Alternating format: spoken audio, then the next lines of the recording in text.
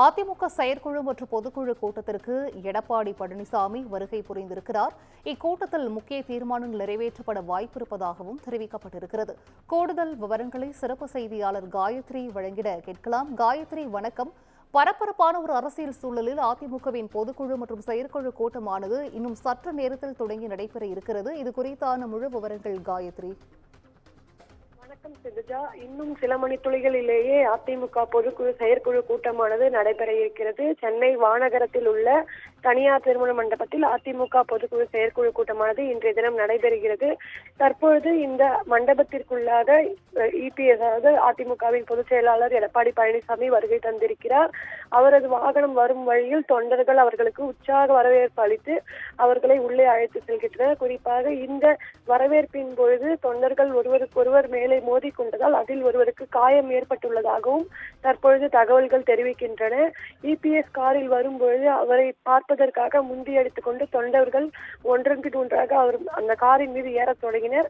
அப்பொழுது ஒருவருக்கு அதில் இருந்து காயம் அடிபட்டதாக தற்பொழுது தகவல்கள் தெரிவிக்கின்றன. இன்னும் சில மணித்துளிகளிலேயே இபிஎஸ் அவர்கள் மேடையில் ஏறி பொதுக்குழு கூட்டத்தை தொடங்கி வைப்பார் என்று எதிர்பார்க்கப்படுகிறது. குறிப்பாக பரபரப்பான அரசியல் சூழ்நிலையில் தற்பொழுது அதிமுக பொதுக்குழு செயற்குழு கூட்டமானது ஒரு முக்கியத்துவம் வாய்ந்த ஒன்றாகவே பார்க்கப்படுகிறது. அது மட்டுமின்றி தமிழக சட்டப்பேரவை தேர்தல் இன்னும் ஒரு சில மாதங்களிலே நடைபெற உள்ள நிலையில் அதிமுக செயற்குழு பொதுக்குழு கூட்டத்தில் ஒரு முக்கிய தீர்மானங்கள் நிறைவேற்றப்படலாம் என்று எதிர்பார்க்கப்படுகின்றன.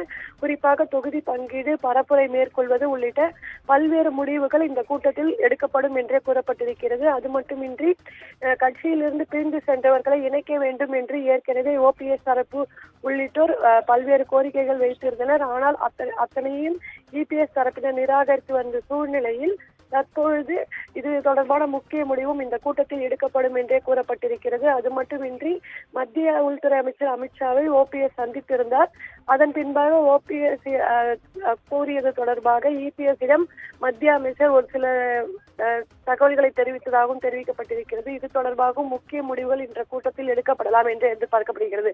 தற்பொழுது மேடைக்கு இபிஎஸ் வந்துவிட்டார். எனவே இன்னும் ஒரு சில மணிகளிலேயே இந்த கூட்டமானது தொடங்க இருக்கிறது. குறிப்பாக மேடையில் அமைக்கப்பட்டுள்ள முன்னாள் முதலமைச்சர்கள் எம்ஜிஆர் மற்றும் ஜெயலலிதா ஆகியோர் படங்களுக்கு மலர் தூவி இபிஎஸ் மரியாதை செலுத்தி வரும் காட்சிகளை நாம் பார்த்து வருகிறோம்.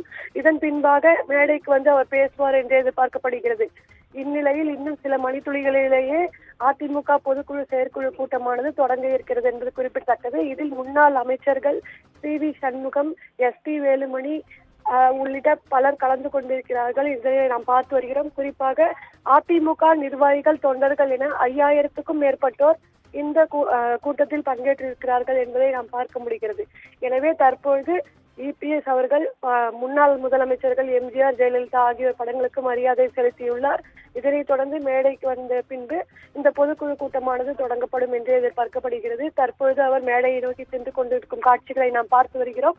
இன்னும் ஒரு சில மணித்துளிகளிலேயே அவர் பேசுவார் என்றும் அதன் பின்பாக அவைத் தலைவர் தமிழ்மகன் ஹுசைன் தலைமையில் இந்த பொதுக்குழு கூட்டமானது தொடங்கும் என்று எதிர்பார்க்கப்படுகிறது. சிந்துஜா.